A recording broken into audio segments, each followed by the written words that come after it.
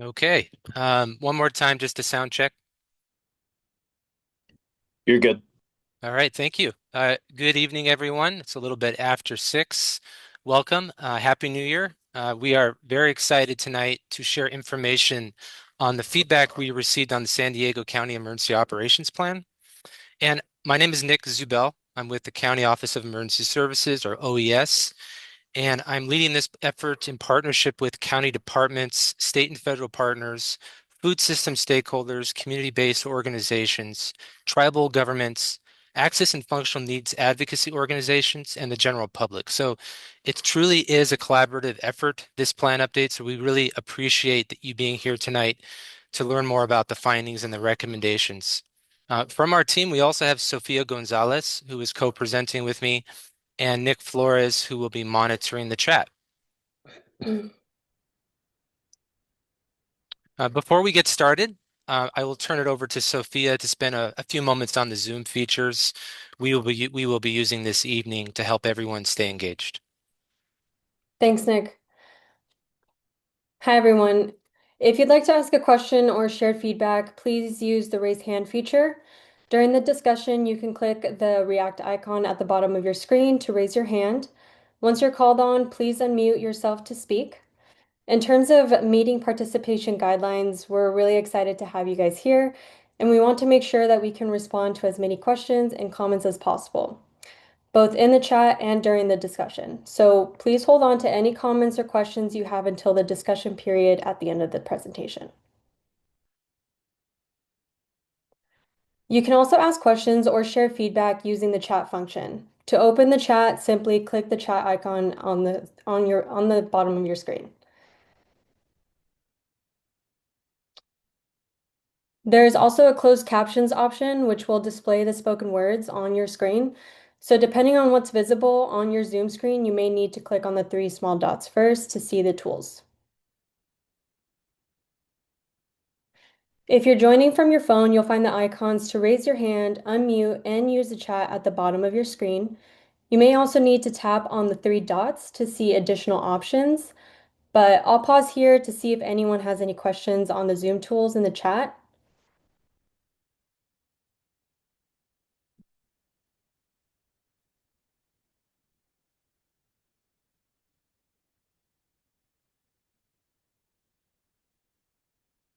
Cool.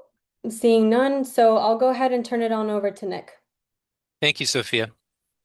Before we get into the agenda and meeting purpose tonight, we wanted to start with a brief overview of who we are at County OES. County OES, or Office of Emergency Services, is the county department responsible for helping communities prepare for, respond to, and recover from disasters, as well as mitigate against those hazards. We work with our local partners to coordinate emergency activities and ensure that resources and information are available when they are needed most. Our key responsibilities include coordinating emergency response efforts across cities, agencies, and partner organizations. While the county's primary jurisdiction is the unincorporated area of the county, our office also supports emergency management functions across the 18 cities in our region. We also share timely and accurate information with the public, first responders, and decision makers. We develop plans and conduct training and exercises to ensure a unified and effective response. We support recovery operations to help the community access disaster assistance resources. We build partnerships with government agencies, first responders, schools, businesses, healthcare, and community organizations. And we also create and share preparedness resources to help residents and communities get ready before a disaster happens.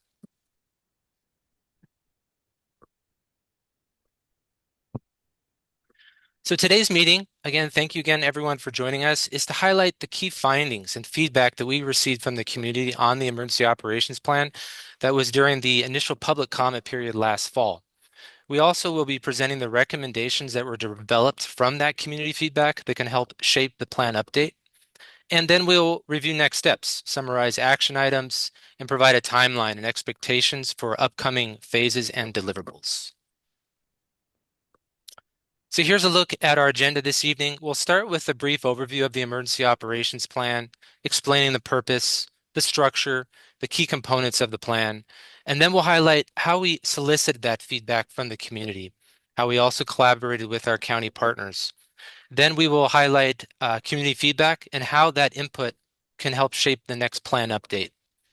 Towards the end of the meeting, we'll set about 20 minutes for open discussion, feedback, and questions. And then to close, we will review next steps, including how you can provide additional feedback after this meeting.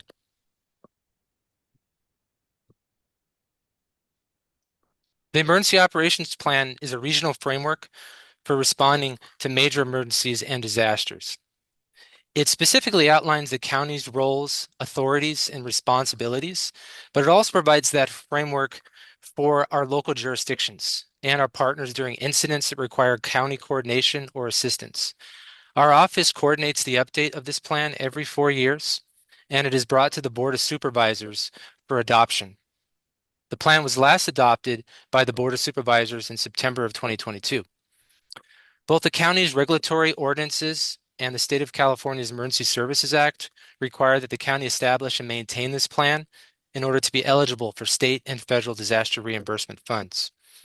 The plan specifically identifies the components of the county's emergency services organization, and it describes the overall responsibilities for protecting life, property, and the environment. The plan consists of the basic plan and 16 annexes, each covering specific emergency functions of response agencies and organizations. This is a look at our timeline for the plan, or our journey of where we have been and where we are going. In April of last year, the county initiated the kickoff of the plan update and solicited initial feedback from county departments. From September to October of last year, the county initiated the initial public comment period and invited the community to provide direct feedback on the plan. The draft plan was posted on the Engage San Diego project website. From October to November of last year, the county launched a community engagement survey to collect additional perspectives from community-based organizations, tribal governments, access and functional needs advocacy organizations, food system stakeholders, and the general public. Between now and February, the county will integrate initial community feedback into the final draft plan.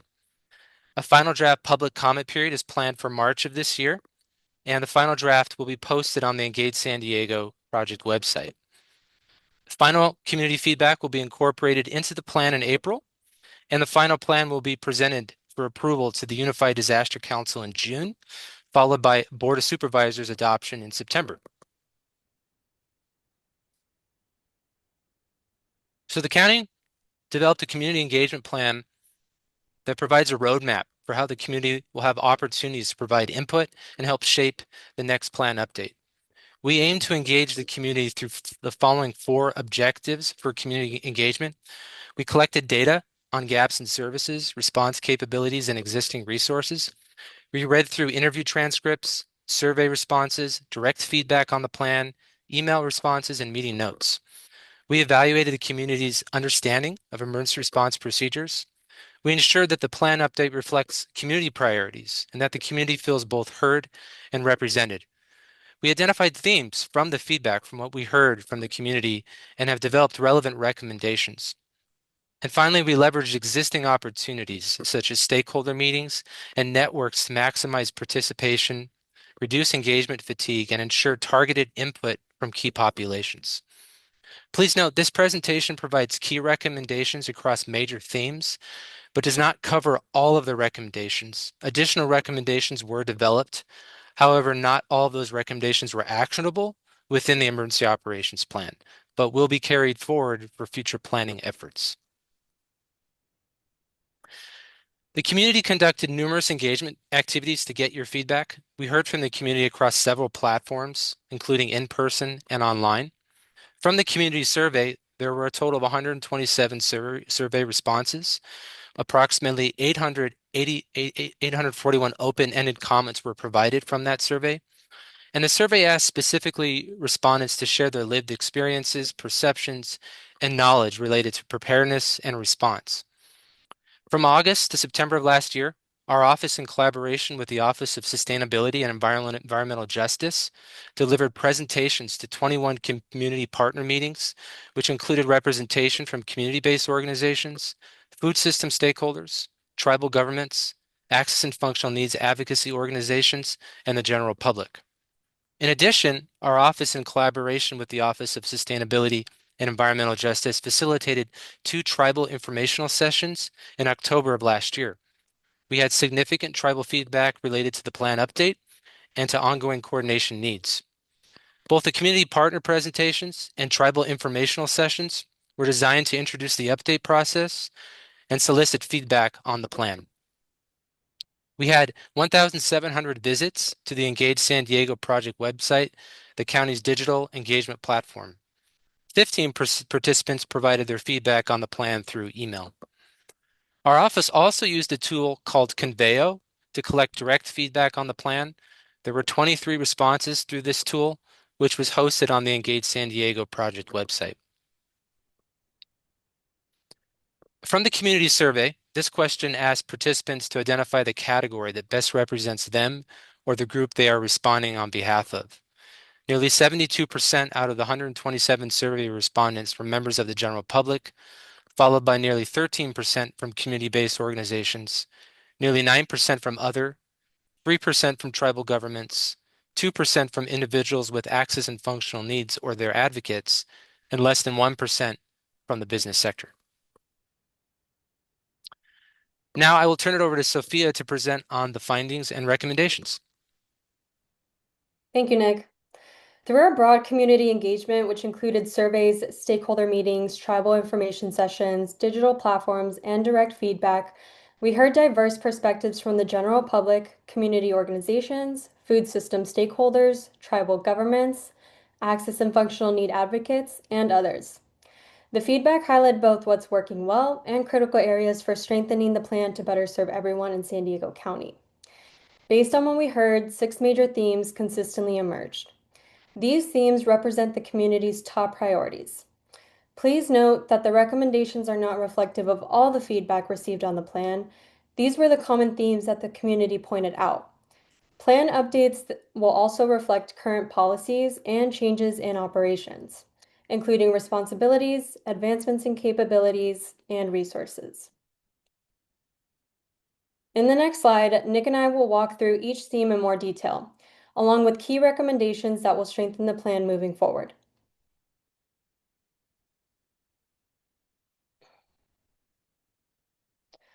The first major theme we heard from the community was the need for redundant, accessible, and trusted emergency communications. This means making sure people receive emergency information in more than one way, not just through smartphones, social media, or internet-based alerts. Community members emphasize that messages need to be clear, easy to understand, culturally appropriate, and delivered quickly, especially during fast-moving emergencies. We also heard the importance of reaching everyone, including seniors, people experiencing homelessness, individuals with access and functional needs, rural residents, and people who might not speak English as their first language. And lastly, ensuring timely information is sent to the public on evacuation statuses, available resources, and when it's safe to return home. To better understand how people prefer to receive emergency information, we asked survey respondents which communication channels they rely on the most. This chart highlights the community's preference for receiving emergency notifications. It's drawn from our community survey of 127 respondents. Respondents could select multiple options, so these percentages reflect how many people chose each channel. It's not a strict ranking of priority. The 3 most selected channels were SMS text messages from opt-in systems like Alert San Diego, which 100 people voted on. About 85 people selected government-issued text-like alerts, such as wireless emergency alerts sent automatically to mobile devices in an affected area. Around 82 people selected push notifications from mobile apps like Alert San Diego. So this data shows a clear community preference for fast, direct, text-based alerts delivered through both opt-in tools and automatic wireless systems. So this is a great insight that already validates some of our current strengths. In the next slide, I'll walk through the key recommendations the community provided to strengthen emergency communications in the plan. Community feedback informs several key recommendations to strengthen emergency communications in the plan.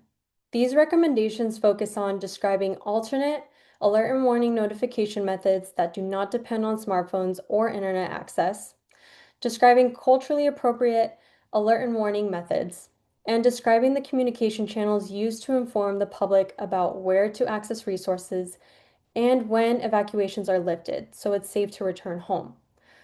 So overall, what we heard is that strong emergency communications are foundational because alerts and warnings are often the first step that enables people to take protective action.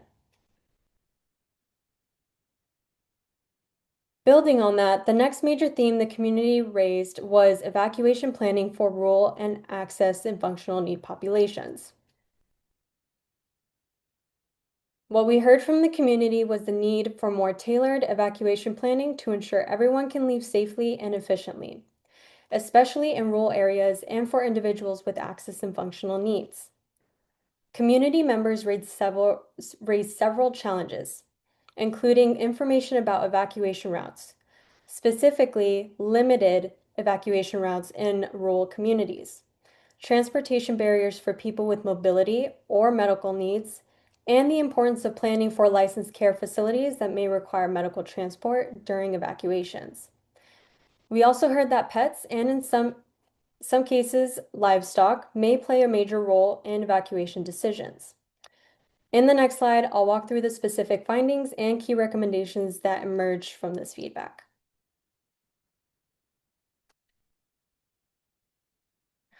So this chart shows evacuation-related concerns raised in the community survey. Traffic congestion and road safety were the most frequently cited concerns, reported by nearly 109 people.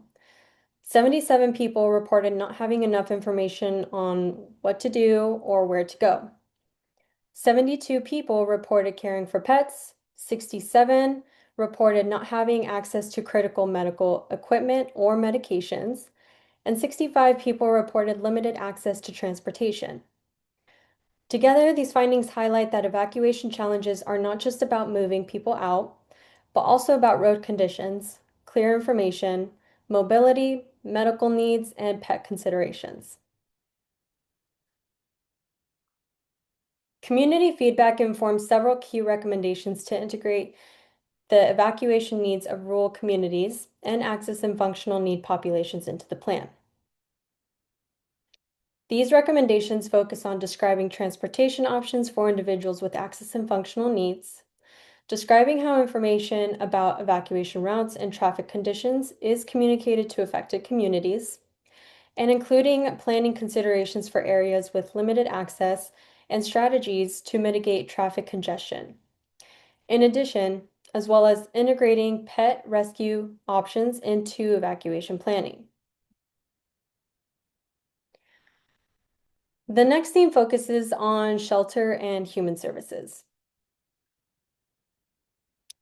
Community feedback emphasized the need for both congregate and non-congregate shelter options that are accessible, ADA compliant, and clearly communicated, especially shelters located close to evacuated areas. Community members also highlighted the importance of support services at shelters, including backup power, medical and behavioral health support, and transportation assistance to and from shelter locations. In addition, people stressed the need for co-located pet sheltering and clear information on how and where to access care and shelter resources. This chart shows preferences reported in the community survey. About 40% of respondents indicated that they would stay with family or relatives if displaced. Nearly 20% said that they would rely on hotels or motels, while about 16% reported they would use a public emergency shelter. These findings show that while many people prefer to shelter with personal networks or in temporary lodging, a significant portion of the community still expects to rely on public sheltering options. So this reinforces the need for accessible, well-supported emergency shelters. Now, this chart shows how respondents prefer to receive emergency information about available resources, such as shelter and food during and after an emergency. 101 people indicated a preference for SMS or text messages. Social media was also widely used, with about 70 people indicating it as a preferred source. Traditional media continues to play an important role as well, with nearly 62% preferring TV or radio, and about 52 people indicating a preference for mobile applications. Overall, the data shows that people rely on a mix of communication channels to access resource information, reinforcing the importance of using multiple methods to reach the community.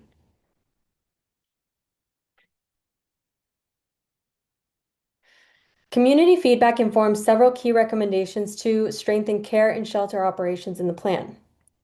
These recommendations focus on describing transportation options to and from shelters, particularly for individuals with access and functional needs, including planning considerations for alternative shelter options to ensure accessibility and proximity to evacuated areas, describing how information on shelter locations and available resources is communicated to the public, and finally, describing emergency shelter options that can accommodate people with pets.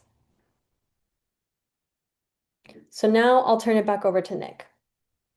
Thank you, Sophia. The next major theme we will be discussing is food security and feeding. And as mentioned in previous slides, this is the first time that we've engaged food system stakeholders in this plan update.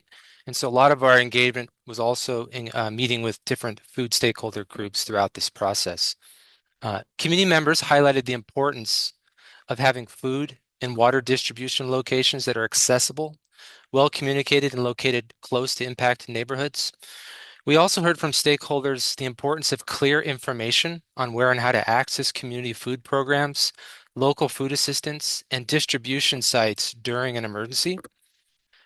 Specifically, we heard the need for culturally and dietarily appropriate food options, including considerations for individuals with medical or food-specific dietary needs. And this was specifically for distribution sites. We also heard the importance of mobile or home delivery support options for individuals who cannot easily travel to a distribution site. And overall, these findings point to the opportunities to better strengthen mass feeding operations and coordination during a large-scale disaster. In the next slides, we'll walk through some specific findings and recommendations that emerged. From the community survey, this question asked participants to identify potential barriers to accessing food during emergencies, and respondents were asked to select all challenges that apply to them or the communities they represent. So as you can see here on the chart, 91 people reported closed grocery stores as a major barrier to food access during emergencies, while 68 people reported limited income or lack of available cash or other funds to pay for food. 58 people reported lack of timely notifications and accessible information about free or emergency food resources, while 54 people reported lack of transportation to food distribution sites. So in summary, looking at this data, it shows that access to food during emergencies may be constrained by infrastructure, economics, information, and mobility. Community feedback informs several key recommendations to strengthen food security and feeding operations in the plan. These include describing better how to coordinate with the county, specifically food banks, food distribution sites, and charitable food organizations, incorporating barriers to accessing food during emergencies into planning assumptions and considerations, and including planning assumptions and examples that show how food security and feeding concepts can be operationalized in the plan, such as points of distribution planning, communication approaches, alternative delivery options for people who cannot access distribution sites, and considerations for providing appropriate food options. The next major theme was tribal sovereignty and tribal emergency management practices. From the tribal informational sessions, the interviews, and direct feedback on the plan, tribal governments and tribal organizations emphasize the need for strong tribal county government coordination during emergencies, as well as recognizing tribal sovereignty. Other key findings included ensuring reliable, redundant communication options for tribal governments, providing clear information on how and where to access available resources during emergencies, and providing transportation assistance for tribal elders and tribal members with access and functional needs during emergencies. Tribal governments and tribal members also indicated that cultural literacy or awareness training among shelter staff, historical trauma related to displacement, and partnerships with trusted tribal serving organizations should be incorporated into county-operated shelters for tribal communities. From the community survey, we also learned that tribal government's first preference is to host shelters in coordination with the county, and their second preference is to operate independent emergency shelters. As you can see here, feedback informs several key recommendations to both recognize tribal sovereignty and to integrate tribal emergency management practices into the plan. These recommendations focus on describing coordination with tribal governments during evacuations, describing accessible transportation options for tribal elders and tribal members with access and functional needs during evacuations, describing culturally appropriate accommodations in county-operated shelters for tribal communities, describing reliable redundant communication options for tribal governments during disruptions, and describing resource information sharing options for tribal communities. The final major theme was lifelines and critical infrastructure continuity. Community members emphasized how many essential services depend on electricity, including cell and Wi-Fi connectivity, well and water septic systems, refrigeration for food and medications, and access to fuel.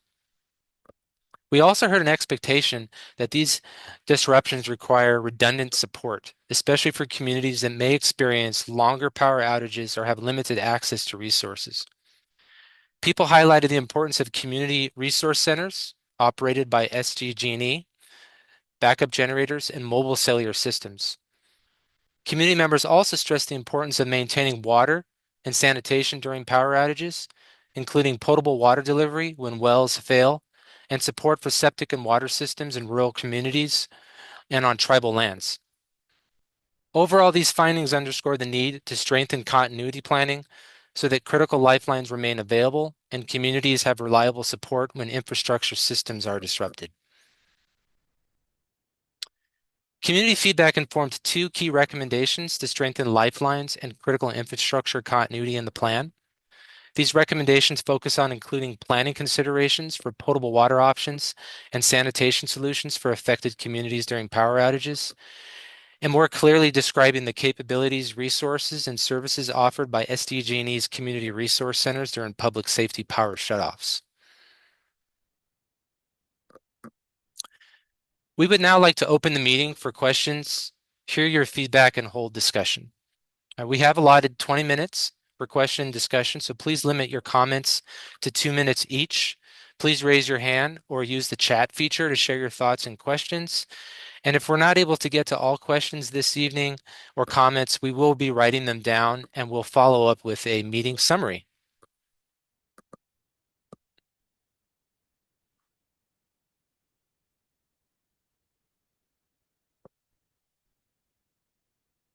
And I see, excuse me if I mispronounced your name, Mamad. You're welcome to come off mute. It's just my computer name, Mama Dog. Oh, Once this plan is put in place after, I believe in September when it goes before the county, would there be like training sessions to come to like civic associations or planning group meetings for you guys to go over this with the chairs and the members of those committees so that they can pass that along to their community?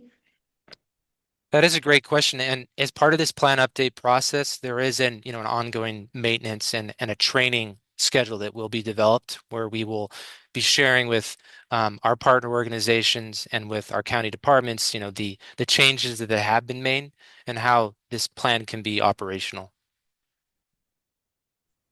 Nick, I'd also like to have Mila speak a little to some Yeah. community preparedness if we can as well. Absolutely. Good evening, everyone. My name is Mila Barker. I'm an emergency services coordinator with the County of San Diego Office of Emergency Services, and I work primarily in community engagement. While the Emergency Operations Plan is a framework to tell the story of the response capabilities of our partners across the region, the Community Outreach and Engagement Division does provide a framework that supports with preparedness, materials, education. We also have access to a variety of partners and stakeholders across the region that provide tailored education in the area of preparedness, such as your local community emergency response teams. We also have American Red Cross partners. And then we're also working through our Live Well San Diego partnership to engage a variety of their network as well. And so we just urge the public to get involved and also reach out to our office, and we'll be happy to connect you with the appropriate party to support your needs.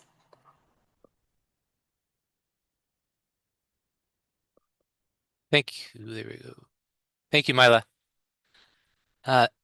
We had a question from Robert Johnson. Can you hear me? Yes. Welcome. Thank you so much for the time to speak. It's really important to me that everybody understands our comms and connectivity between resources not in our region and our ability to communicate with them to get resources to us. And so, just so I verbalize it, I said Starlink as an example. I'm sure there's other ones. I'm not talking about buying everybody's Starlink. I'm talking about having satellite city locations so everybody could get to an area where one is available. Then when I was covering the border fire 2, we had a situation where the online maps weren't necessarily like accurate. Like some of the streets were showing areas that weren't closed or were closed but weren't showing closed. And so a way to organize routing purposes or plans of how people exit or enter different areas was something I was bringing up with the city as well, right? Because Chula Vista would need to voice their concerns into these matters. Everybody should. And then just to touch on the Red Cross situation real quick was it was heavy rains. It was hard to get homeless people there.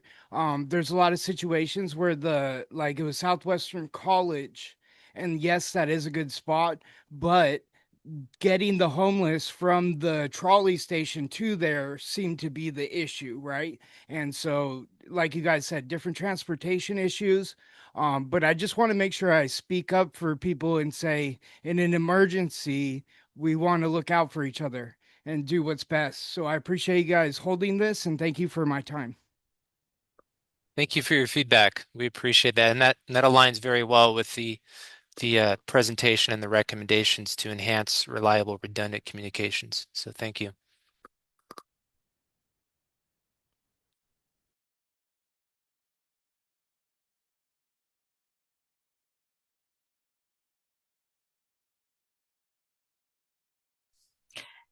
Nick, I'm going to go ahead and drop our general email address in the chat with Mila speaking to the community outreach and preparedness events. If anyone's interested in having one of those hosted in their community, please just go ahead and send us an email and we'll find the appropriate partners to coordinate with, but I will put that in there now. Thank you, Ashley. And I see another hand raised. T Green. Thank you, Mr. Zubel. Good evening.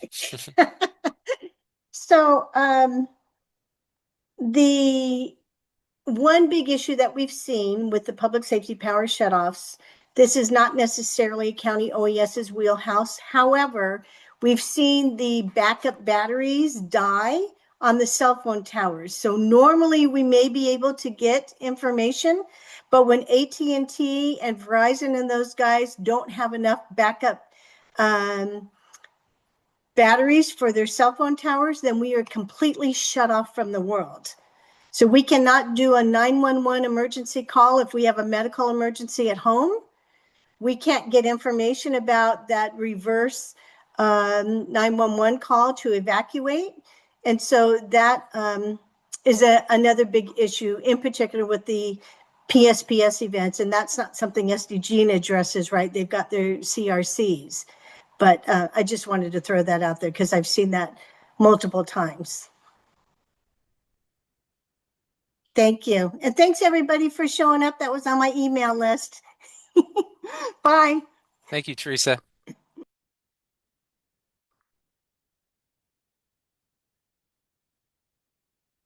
All right, so if we have folks who have come off mute and are all set with questions, I will, Nick, throw a question to you that's actually coming from our chat. We had some folks ask about designated evacuation routes being mapped and how we can provide those routes to the public. That's a great question. And as Sophia presented on some of the evacuation recommendations, one of those recommendations or comment was around evacuation routes and how do we better share that information, during an emergency. So that is something that we appreciate that comment because that is something that can be under consideration as a solution. Thanks, Nick. And then I'll just share for the group. Sean, I see you've asked about how often our plan is updated, and I see just to share with the group so everyone knows that Sophia responded, the plan is updated about every 4 years to make sure it's current and relevant. Let me see if I missed any other questions from the chat. I think someone is looking for a link to reach out to, so Ashley's posted that one. Sorry, I'm joined by a furry friend here. And Robert, I see you have a couple more questions. Questions about phone lines working during a power outage. For that one, I can take that one. Obviously, it will depend on the disaster, but it's still a great question on how we can get those lifelines and similar to what T. Green brought up, which is making sure that we're plugged in and accessible during those disasters. So again, it'll definitely depend. Our number one goal, though, is to make sure that the power lines are working, power is to folks, and we can reach you when it's an emergency. So I saw a comment too about ham radio capabilities, and that actually was a recommendation that we did receive from the community about acknowledging those capabilities within our communication annex. So thank you for bringing that to our attention.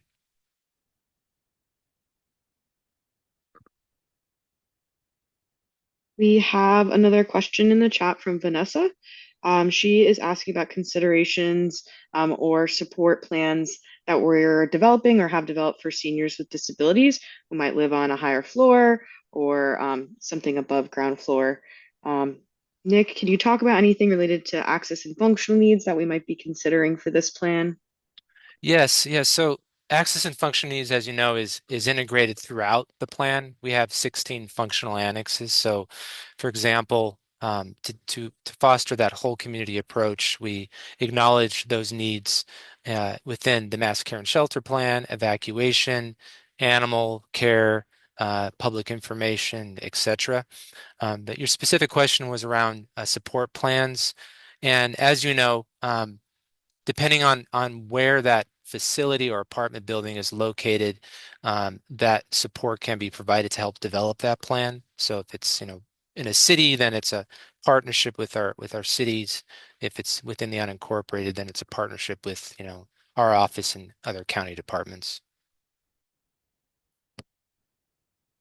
But that will be noted as a planning consideration in these plans because, as you may know, within each annex, as far as the structure of these plans, there is a planning assumption considerations component, and that kind of drives then the operations and response. So thank you for that comment.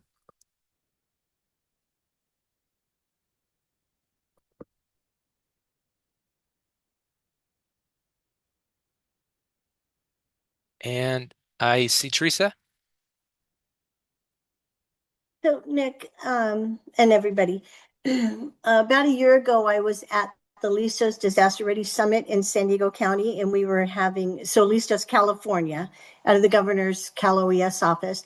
And I was having a conversation with apartment managers or facility managers for really large senior housing complexes, and they have 500 residents.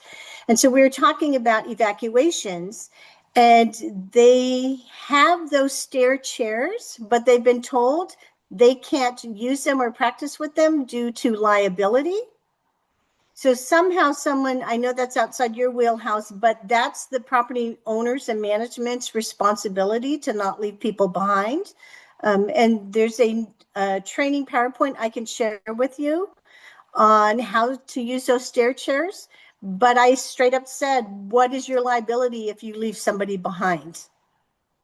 So just something to consider, that it's the property owners and managers' responsibility to help them evacuate and not rely maybe on the neighbor or somebody or you guys to do it. Just throwing it out there.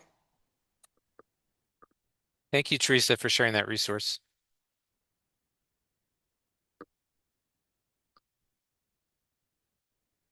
Robert Johnson, I think I see your hand up again.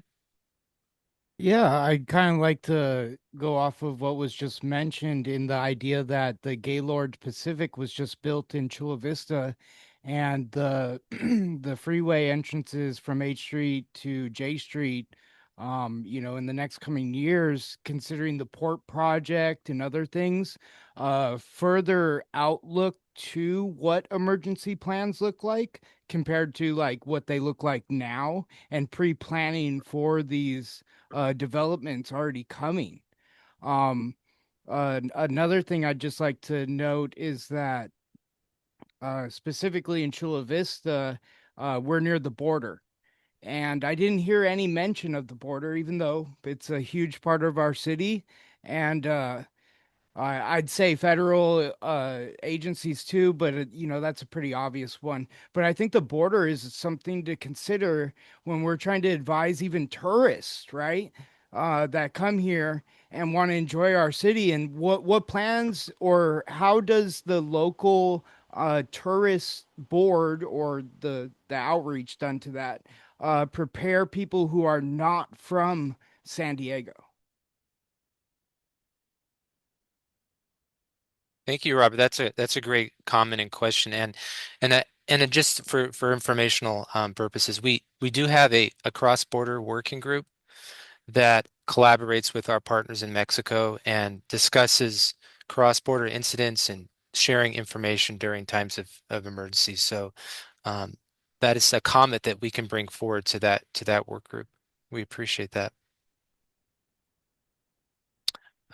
To follow up with Vanessa in the chat, thank you for clarifying your question. And I wanted to share that we do, each city within the county has their own emergency operations plan.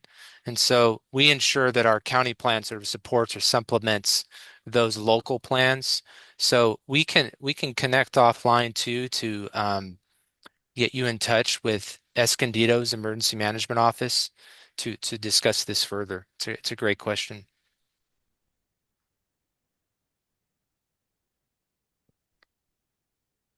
Karen Clay. Hi, Nick. So I put a comment in the chat that I've brought up before, that it would be very wise, I believe, to have a system set up, just an online portal that can be activated quickly, that allows victims to tell us where they are.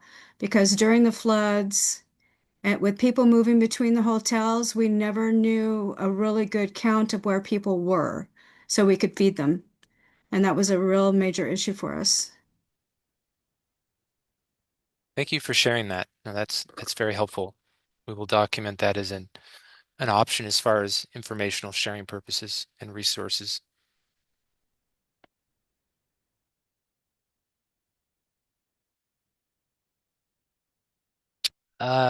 Mamad, sorry if I mispronounced that again. That's okay. Mama Dog. Just call me Mama Dog. Mama Dog. So where we live in the unincorporated community of Lincoln Acres, and we are right at the county line with the city of National City. And Orange Street is a designated evacuation route as well as Shelby Drive. So my question is last year someone tried to develop a lot that is in the city of National City, and they were asking for several variances for the entrances on Orange Street. But the problem that I foresaw, and my big argument was against, with the city and trying to get this project shut down, is that Orange Street is a designated evacuation route. Where our area is, we have a liquefaction rating, I think, as a level 3. So I guess basically my question is the San Diego County, the emergency operation plan, or what this is, do the 18 cities have to comply with what the county says? That's a great question. And just, going into the March public comment period, we present this county plan, the changes that have been made, including the feedback from the community to the 18 cities. That will be also forthcoming in March, and there'll be a presentation with each of the city's emergency management offices to ensure that our plan is in alignment with their plans. So there's more to come on that, but that is a great question, but it's obviously our goal is to ensure we are in alignment, that we are supporting or supplementing their plans.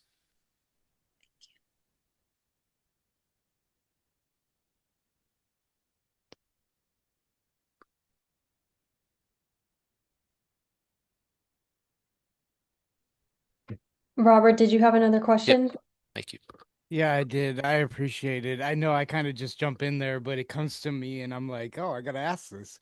So, I hear a lot of like reaction to an event, and I was wondering, because I mentioned the border fire, is there also the consideration of attack, right? Preemptive to stop a event from happening. And so we can, instead of reacting to every situation, we can make the residents feel safe and ensuring them that we're handling it. And is that like a first attack, like in the scheduling of the emergency, or where does that line up on the emergency? Great question, Robert. And are you speaking more around like hazard mitigation? Yeah, because fire is different than an explosion of a battery, or they're all different. So, I tried to use tsunami, but I don't think it's very common.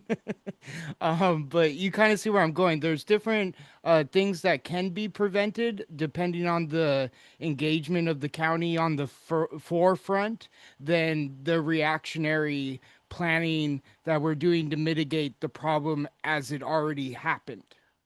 Absolutely. Yeah. And as you may know, the county has a multi-jurisdictional hazard mitigation plan that goes through a 5-year update. And it actually that 5-year update is actually started now, where we look at all of the hazards within the county, within the cities, within the region, and then we look at ways to reduce the risk and identify specific mitigation actions. So that planning process is in progress, and there will be an upcoming public workshop to learn more about it. So I encourage you to participate in that, and we can share that information with you.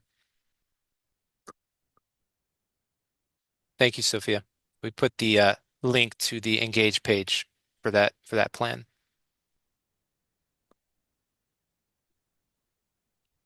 And the public workshop is in February, and the registration information is on the page.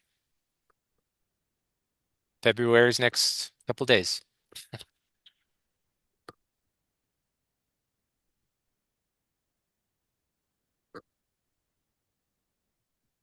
Really great feedback. Thank you. Thank you very much.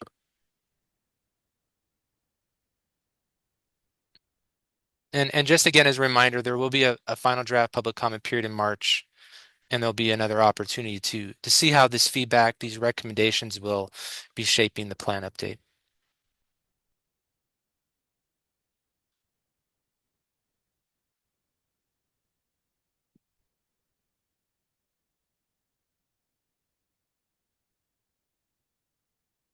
Okay, any other questions and discussion?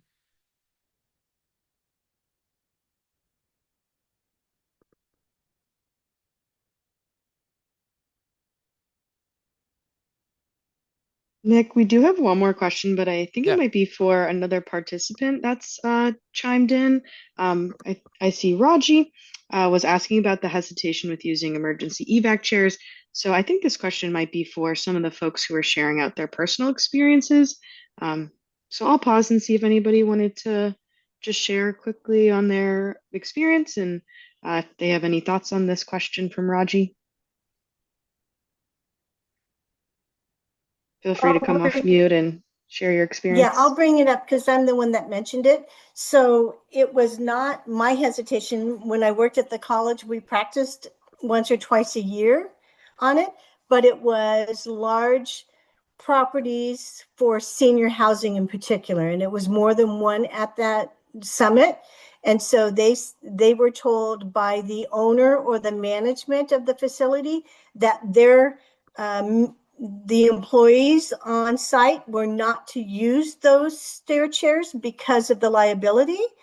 And so that's where so they were worried about somebody getting injured during an evacuation and their employees helping people down those stairs with the stair chairs.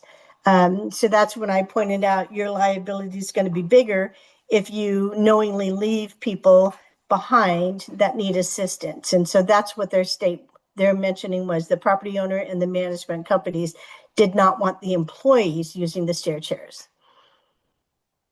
Thanks, Teresa. Again, this is Raji. I work at St. Isidro Health.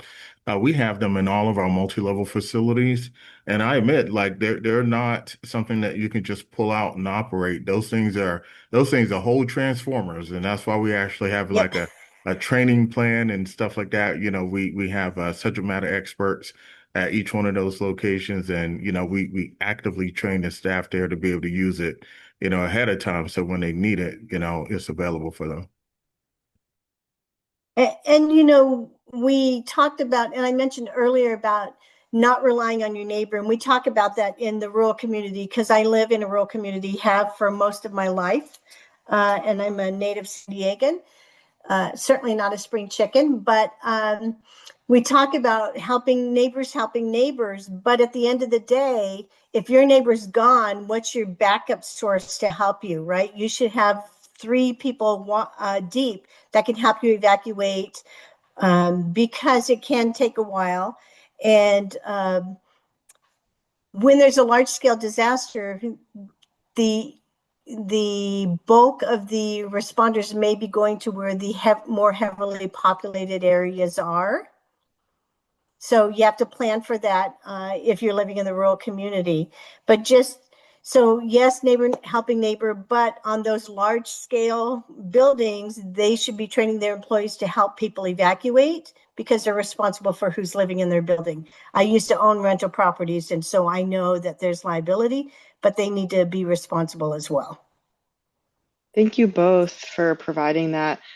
Hearing both of your experiences and concerns is going to be really helpful for us to contextualize and integrate these concerns into everything we do. So we have that whole community approach, and no one gets left out. So thank you both for sharing.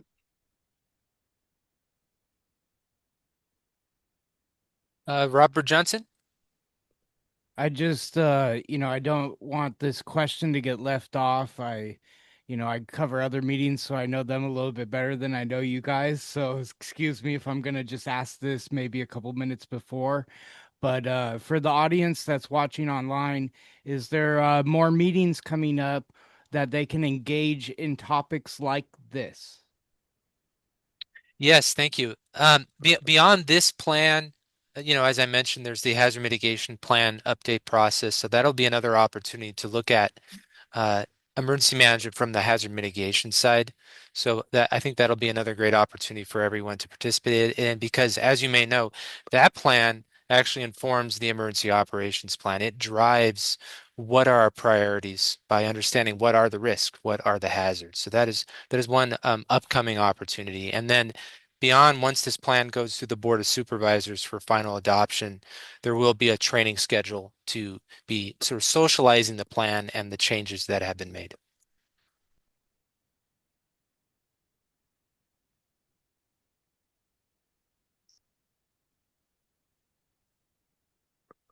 Hi, Teresa. Hey, Nick, sorry. Yeah, no. As we're talking about preparedness and helping neighbors, all that kind of stuff, I don't know if everybody on this meeting is aware that the San Diego County Fire Community Emergency Response Team, which serves the rural communities, has an extensive community preparedness outreach program that we do. You're welcome to join us at any one of our events. We don't go to the city. That's a different CERT program. We have been posting our events on 211 on their events calendar. You can go to County Fire, but we do a lot of emergency preparedness training for people with access and functional needs, all kinds of priority populations, as well as the general public. So if you want to email me and get our training calendar for 2026, it's not completely full, but we're packed scheduling through December already. So we're happy to invite people to attend those trainings and feel better prepared and add whatever input they have that can help us be better in our presentations. Thank you, Teresa, for sharing those resources.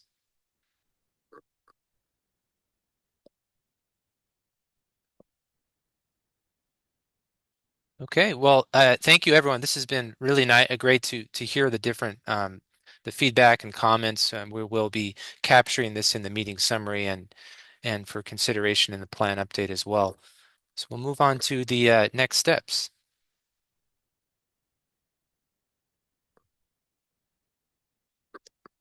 So again, thank you everyone for joining us this evening. We will be posting this meeting recording and summary on the Engage San Diego project website. You can access the Engage San Diego website here on the slide, and then there's also a QR code. We will also put the direct link in the chat to the emergency operations planning process, and we anticipate the final draft will be available for public comment in March of this year. And the final draft will be posted on our website, and it will be shared with the community.